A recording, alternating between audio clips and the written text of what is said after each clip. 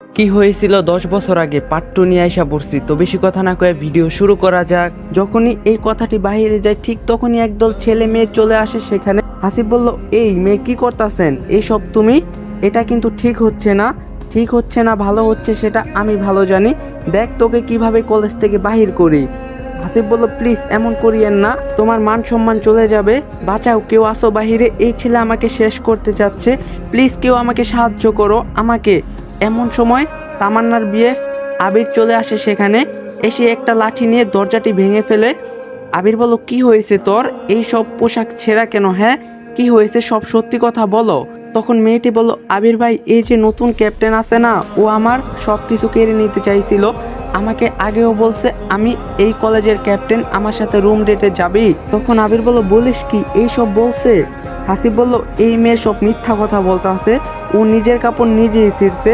কথাটি শেষ হতে না হতেই কোথা থেকে তামান্না এসে হাসিবের গালে কষে একটি থাপ্পড় দেয়। তামান্না ঠাস ঠাস করে 2টা থাপ্পড় মারে।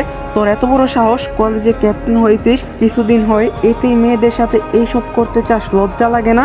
আজ বাসায় চল আগে। হাসিব বলল, তামান্না বিশ্বাস করো আমাকে, কিন্তু কিন্তু এখানে আমাকে ফাঁসানো হচ্ছে। তখন আবির বলল, তোকে কে ফাঁসাবে? হ্যাঁ। ঠিক সেই সময় সবাই হাসিবের বিপক্ষে যাচ্ছিল, কারণ কলেজের ক্যাপ্টেন হয়েছে তাতে কি, এই জন্য মেয়েদের নিয়ে যা ইচ্ছা তাই করবে। সবাই যখন সিসি করতেছিল তখন একজন স্যার সেখানে চলে আসে। এসে সব শুনে হাসিবকে কি বলবে ভেবে পাচ্ছে না। হাসিব বলল, আমি প্রমাণ দিতে পারবো আমি দোষী না, কিন্তু যদি আমি এখন প্রমাণ দেই তবে বোন তোমার মান সম্মান সব চলে যাবে। জানি না তোমার এই মুখ দেখাতে পারবা কি না, দে প্রমাণ দে। তুই হচ্ছিস একটা খারাপ ছেলে, নিজে খারাপই করবি আবার নিজেই বলবি প্রমাণ দিবি। আমাকে নিয়ে ভাবতে হবে না, প্রমাণ কর যে তুই নির্দোষ। আবির বলল, এত বড় একটা খারাপ কাজ করে নিজেকে আবার বলে সে নাকি নির্দোষ, প্রমাণ দিতে পারবে। এটাকে কলেজ থেকে বের করে দিন স্যার এখনই। হাসিব বলল, আমাকে নিয়ে তোমাকে ভাবতে হবে না, তুমি কেমন সেটা কলেজের সবাই জানে। যাই হোক, আমি প্রমাণ দেওয়ার আগে কলেজের কম্পিউটার স্যারকে এখানে ডাকতে চাই। তামান্না বলল, কেন, স্যারকে ঘুষ খাওয়াবি এই জন্য নাকি? হাসিব বলল, না, ডাকতে বলছি, কেউ একজন ডাকো। তখন বলল, আজ আসেনি কম্পিউটার স্যার। হাসিব বলল, ফোন দিয়ে ডেকে আনো স্যারকে। এরপরে স্যারকে ফোন দিয়ে ডাকা হয়। স্যার প্রায় 30 মিনিটের মধ্যেই সেখানে চলে আসে। স্যার বলল, এই কি হয়েছে, কেন এত ইমার্জেন্সি ডাকলে আমাকে সবাই? এরপরে হাসিব সব কিছু স্যারকে খুলে বলল। এই সব শুনে স্যারের মাথা যেন হ্যাং হয়ে যায়। হাসিব বলল, স্যার লাইব্রেরিতে যে সিসি ক্যামেরা লাগাইছি 3 দিন আগে, 3 দিন হলো, সেখানকার ফুটেজ সবাইকে দেখান তো। আবির বলল, হোয়াট, লাইব্রেরিতে সিসি ক্যামেরা কবে আসলো আর কবেই বা লাগানো হলো? হাসিব বলল, সেটা না হয় পরেই বলবো। হাসিবের কথা শুনে সবাই অবাক, কারণ এই ক্যাম্পাসের কোনো জায়গায় সিসি ক্যামেরা নাই, হঠাৎ লাইব্রেরিতে ক্যামেরা, সবার মাথা ঘুরপাক খাচ্ছে। তো বেশ কিছুক্ষণ পরে স্যার ও হাসিব মিলে প্রজেক্টরের মাধ্যমে রুমে সব কিছু দেখতে থাকে। দেখতে পায় যে হাসিব বসে বসে বই পড়তাছিল। ঠিক এমন সময় একটি মেয়ে চলে আসে আর এসে নিজের থেকে সব কিছু ছিঁড়তেছিল। এই সব দেখার পর পুরো কলেজের হইচই পড়ে যায়। তখন হাসিব বলল, কি এখন বিশ্বাস হলো সবার আমি নির্দোষ? তখন সবাই বলে উঠল, লাইব্রেরিতে কবে ক্যামেরা লাগানো হয়েছে আর সেটা লুকিয়ে কেন বা রেখেছে সবার চোখের আড়ালে? হাসিব বলল, লাইব্রেরি থেকে প্রতিনিয়তই বই হারিয়ে যাচ্ছিল, তাই স্যার আমি কথা বলে একটা সিসি ক্যামেরা লাগাই, তাও সেটা আবার চুপি সরে, কারণ কেউ সিসি ক্যামেরা দেখলে আবার চুরি করবে না, এই জন্য। হাসিবের এমন কথা শুনে সবাই হাততালি দিতে থাকে। তখন সবাই বলে উঠে, চোর কি ধরা পড়ছে? হাসিব বলল, অবশ্যই পড়ছে। ঠিক তখনই আবির বাহিরে যাইতে ধরে। হাসিব বলল, এই চোর, কোথায় যাস? দাঁড়াও একটু এখানে, সবাইকে দেখাও তুমি কেমন চুরি করিস। আবির বলল, এই একদম মুখ সামলে কথা বলবি, কাকে চোর বলছিস? হ্যাঁ। হাসিব বলল, চোরকে চোর বলি, সমস্যা নাই ম্যান, প্যারা নিও না তুমি, দাঁড়াও প্রমাণ দিতাছি। কথাটি বলে আবার প্রজেক্টর চালু করে সবাইকে দেখানো হচ্ছে আবির বই চুরি করে, তবে একদিন না, প্রায় সময় বই চুরি করে অন্য কোথাও বিক্রি করে দেয়। লাইব্রেরিতে যত বই চুরি হয়েছে সব ও করছে। এই ভিডিও দেখে সবাই হাসতে থাকে আর আবিরকে চোর বলতে থাকে। এতে আবিরের ভীষণ রাগ ওঠে, কিন্তু কিছুই বলে না। এমন সময় তামান্না আবিরের হাত ধরে যখনই একটু বাইরে যাইতে ধরে, এমন সময় হাসিব পিছন থেকে তামান্নার হাত টেনে ধরে। হাসিব বলল, এই যে কোথায় যান, এখনো সম্পূর্ণ হয়নি, আর একটু থাকেন না এখানে? বাধ্য হয়ে তামান্না ও আবির থেকে যায়। আবির বলল, এই যে ভদ্র মহিলা, আপনি যে আমার নামে মিথ্যা অভিযোগ দিলেন, এখন বলুন সত্যিটা কি হয়েছে। তখন মেয়েটি আবিরের দিকে তাকায় শুধুমাত্র। হাসিব বলল, ও চোরের দিকে তাকিয়ে লাভ নেই, যা সত্যি বলে দাও। আসলে আবির ভাইয়া আমাকে বলছিল যে হাসিবকে যখন একা পাবি তখন রুমের দরজা লাগিয়ে দিবি, নিজের পোশাক নিজেই ছিঁড়বি আর বলবি আমাকে কেউ বাঁচাও। এতে সবাই হাসিবকে ভুল বুঝবে আর কলেজ থেকে বের করে দিবে, আর আমি আবার নতুন করে ক্যাপ্টেন হব। এই কথাটি শুনে স্যার সবার সামনে আবিরকে কষে একটি থাপ্পড় দেয়। স্যার ঠাস করে একটা থাপ্পড় মারলে, তোমার এত বড় সাহস, এমন কাজ করো। হাসিব বলল, স্যার আমি আরও কিছু দেখাতে চাই যেটা আমার ফোনে আছে। স্যার বলল, আচ্ছা দেখাও, কি দেখাইবা। এরপরে হাসিব ফোন বের করে একটা ভিডিও সবাইকে দেখায়। এই ভিডিও দেখার সাথে সাথেই ভিডিওতে আবির একটা মেয়েকে কিস করতেছে। এই ভিডিও দেখার সাথে সাথেই তামান্নার মাথা গরম হয়ে যায় আর সেখানে সবার সামনে কষে একটি থাপ্পড় দেয়। তামান্না ঠাস ঠাস করে থাপ্পড় মারে। এই কি আবির, তোমাকে আমি এতটা বিশ্বাস করি আর সেই তুমি আমাকে এইভাবে ঠকালে। আবির বলল, আসলে তামান্না বলল, একদম চুপ থাক, তুই একটা বিশ্বাসঘাতক। চি, আমার নিজের ঘৃণা হচ্ছে। আবির প্লিজ আমাকে মাফ করে দাও তামান্না, আর কখনো এমন হবে না। হাসিব বলল, আরও একটা ভিডিও আছে আমার কাছে, এই ভিডিও কি কেউ দেখতে চাও? তখন সবাই বলল, সবাই হ্যাঁ বলে উঠলো। হাসিব বলল, আচ্ছা দেখো তবে। এরপরে ওই ভিডিওতে দেখা যাচ্ছে যে আবির আরও একটা মেয়ের সাথে এমন কাজ করতেছে। এক পর্যায়ে মেয়েটির যখন পোশাক খুলতে যাবে ঠিক সেই সময় ভিডিওটা অফ করে। তখন হাসিব বলল, থাক আর না দেখাই, তাতে অনেক দেখছেন, এতেই অনেক দেখছেন। আর হ্যাঁ, এইসব মেয়েরাই হলো আমাদের ক্যাম্পাসের, সবাইকে ব্ল্যাকমেল করে এমন কাজ করত। এখন বলুন খারাপ আমি নাকি আবির? সবাই সজোরে বলে ওঠে আবির। হাসিব বলল, এখন কলেজ থেকে কাকে বের করে দেওয়া উচিত হবে, আমাকে নাকি এই পশুটাকে? তখন আবির বলল, হাসিব তুই কাজটা ঠিক করতাছিস না, এর ফল খুবই খারাপ হবে।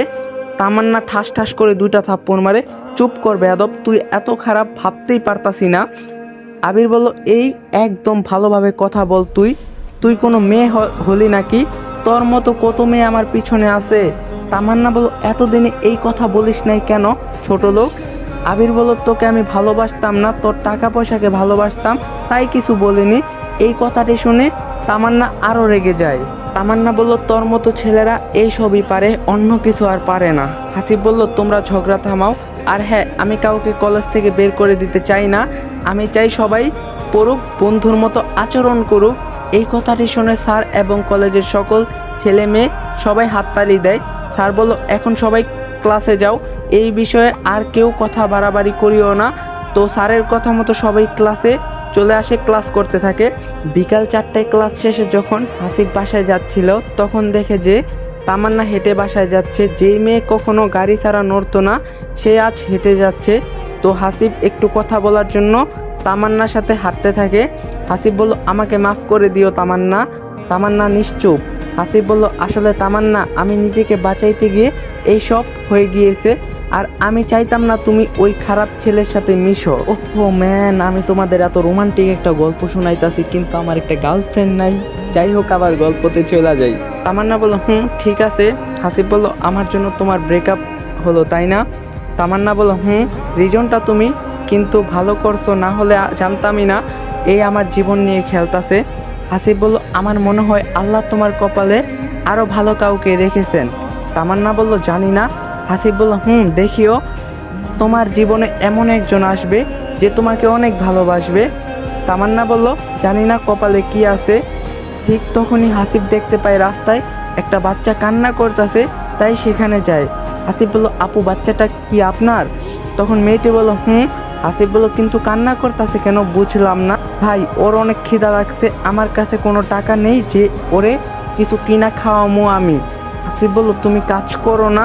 কেউ কাজে নেয় না ভাই আমাকে। হাসিব বলল, আচ্ছা শোনো, আমি তোমাকে একটা সাহায্য করতে চাই, তুমি যদি রাজি থাকো। বলেন। হাসিব বলল, আমি তোমাকে 1000 টাকা দিব, তুমি পান রাখার একটি বাক্স কিনবে আর বাকি টাকা পান সুপারি কিনে সবার কাছে বিক্রি করবে, এতে তোমার সংসার চলে যাবে। তুমি কি রাজি আছো এতে? আমি রাজি আছি। হাসিব বলল, এই নাও তোমার ব্যবসার 1000 টাকা, আর এই নাও 200 টাকা, তুমি আর তোমার বাচ্চা এই টাকা দিয়ে এখন খাও কিছু। এইসব শুনে মহিলাটি সেখানেই কান্না করে দেয় আর বলতে থাকে, আপনার মতো কিছু মানুষ আছে বলেই আমরা বেঁচে আছি ভাই। আমি দোয়া করি আল্লাহ তোমাকে অনেক বড় করবে। হাসিব বলল, এমনভাবে কান্না করতে নেই, যাও কিছু খেয়ে নাও, আর যা বলছি তাই করিও। এই সব কিছু আবার একটু দূর থেকে তামান্না দেখতাছিল। এরপরে হাসিব সেখান থেকে আবার তামান্নার সামনে চলে আসে। তামান্না বলল, টাকা কোথায় পেলে? হাসিব বলল, তোমার মা দিয়েছিল আমাকে খাইতে। তামান্না বলল, তো টাকা ওদের দিলা যে? হাসিব বলল, আমার থেকে ওনার বেশি প্রয়োজন ছিল টাকার। তামান্না বলল, ও আচ্ছা। হাসিব বলল, আচ্ছা একটা কথা বলি।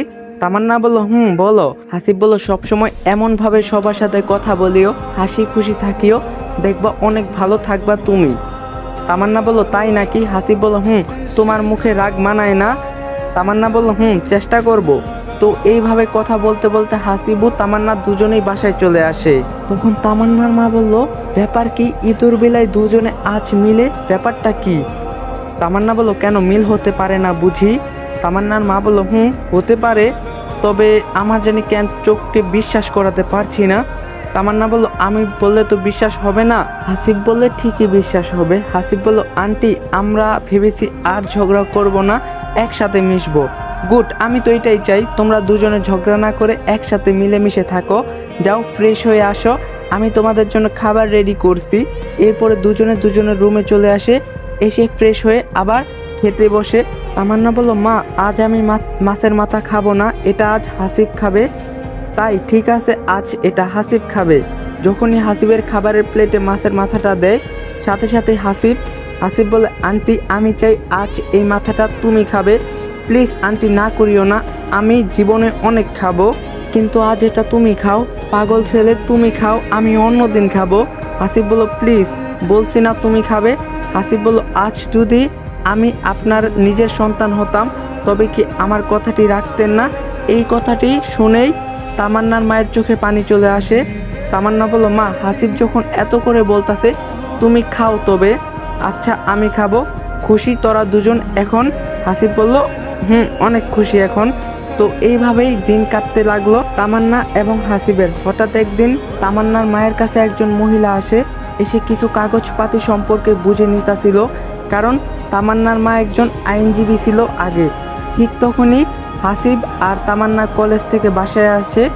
দেখতে পায় যে একটি মহিলা বসে আছে। যখনই হাসিব মহিলাটার দিকে তাকায়, তখনই মহিলাটি বলে ওঠে, এই খুনিটা এখানে কি করতেছে? হ্যাঁ, আপনার পিছনে লেগেছে নাকি এবার? হাসিব বলল, মা তুমি এখানে বুঝলাম না, তোর এই মুখে আমাকে মা ডাকবি না, তোকে বলছি না আমার কথা, আমাকে কখনোই মা ডাকবি না। হাসিব বলল, কি করলে বিশ্বাস করবো আমি বাবাকে হত্যা করি নাই? তুই বললি আর আমি বিশ্বাস করলাম। হ্যাঁ। তখনই তামান্নার মা বলে ওঠে, আপনার সন্তান সত্যি কথাই বলছে, ও কখনো মিথ্যা বলে না। তার মানে তামান্নার মার কাছে যে মহিলাটি এসেছে সেটা হলো হাসিবের মা। ও যে সত্যি বলতেছে তার প্রমাণ আছে কি ওর কাছে? হাসিব বলল, মা তোমার কি মনে আছে আমি প্রতিদিন প্রাইভেট পড়ার জন্য কলেজে আসতাম? তখন বলল, মনে আছে। হাসিব বলল, আমি সেই দিন সকালবেলায় প্রাইভেটে গিয়েছিলাম। তুমি তো জানোই আমার প্রাইভেট সকাল 8টা থেকে 10টা পর্যন্ত, তাই না? আমি তো এই টাইমে বাহিরে থাকি। তো হাসিব বলল, পুলিশ রিপোর্টে কি বলছিল জানো? এই খুনটা করা হয়েছে 8টা থেকে 9টার মধ্যে করা হয়েছে। কিন্তু মা আমি তো এই সময় প্রাইভেটে থাকি। আমি যখন বাসায় 10টার পরে আসলাম, এসে দেখি যে বাবা ওনার রুমে শুয়ে আছে, কিন্তু একটা চাকু তার পেটের মধ্যে ঢুকানো।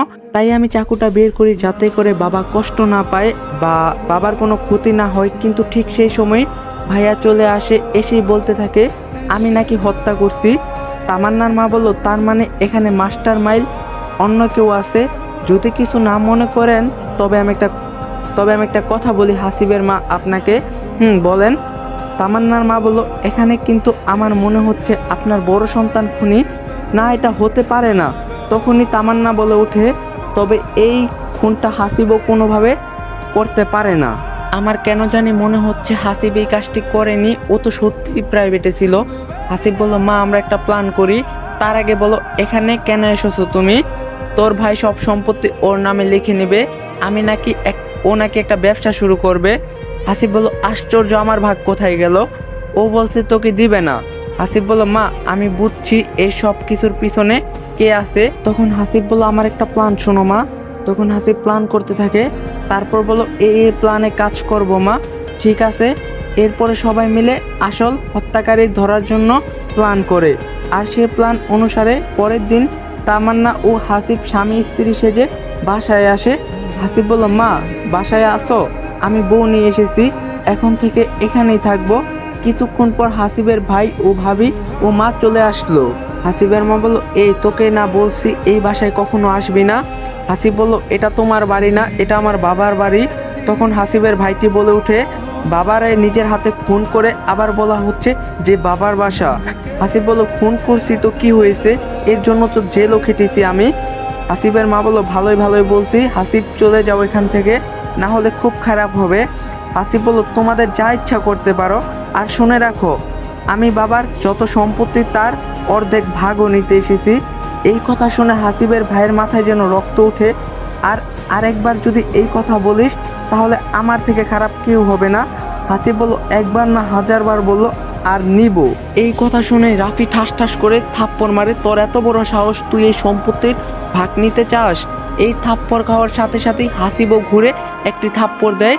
হাসিব ঠাস ঠাস করে থাপ্পড় মারে। রাফি বলল, দেখছো মা, এই খুনি আমাকে ঘুরে থাপ্পড় দিল। হাসিব বলল, আমি কাউকে এখন ছেড়ে দেই না, যে আমাকে আঘাত করে আমিও তাকে আঘাত করি। হাসিবের মা বলল, এই তোরা দুজন থামবি? হাসিব, তুই বউ নিয়ে ভিতরে যা। রাফি বলল, বউ নিয়ে ভিতরে যাবে মানে? ও একটা খুনি, ও থাকতে পারে না আমাদের সাথে মা, আর ও আমাদের নিজের বাবাকে হত্যা করছে।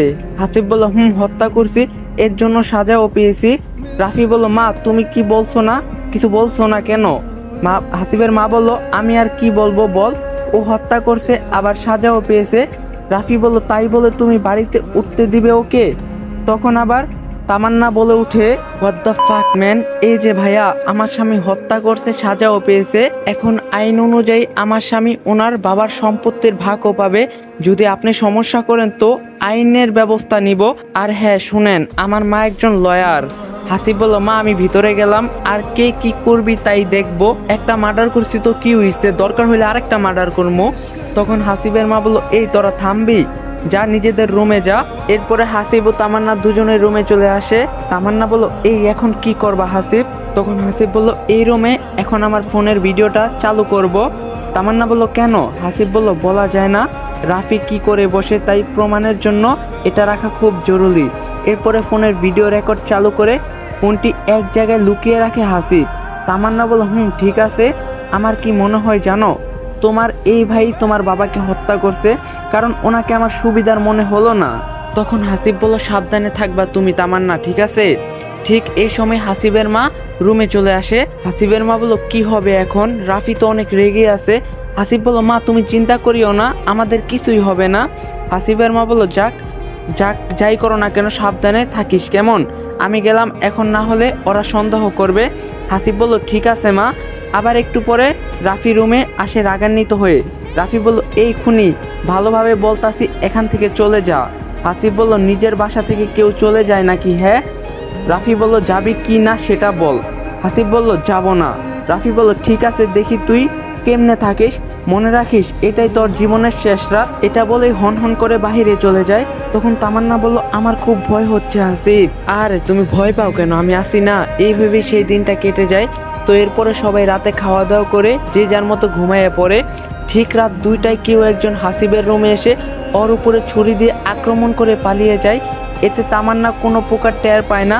পরের দিন যখন তামান্না সকালবেলায় ঘুম থেকে উঠে, তখন দেখে যে হাসিবের শরীর বেয়ে বেয়ে রক্ত বের হওয়া দেখে তামান্না চিৎকার করা শুরু করে দেয়। তখনই হাসিব বলল, আরে চিৎকার করিও না তামান্না, আমার কিছু হয়নি, এই দেখো। তামান্না বলল, আশ্চর্য, তুমি ওখানে হলে, তবে এখানে কে? তখন হাসিব বলল, আমি জানতাম আজ রাতে আমার উপর শুধুমাত্র হামলা হবে, তাই আমার জায়গায় একটা কোলবালিশ আমার মতো করে ঘুমিয়ে রেখেছি। তামান্না বলল, কি বলছো, কিছুই বুঝতাছি না।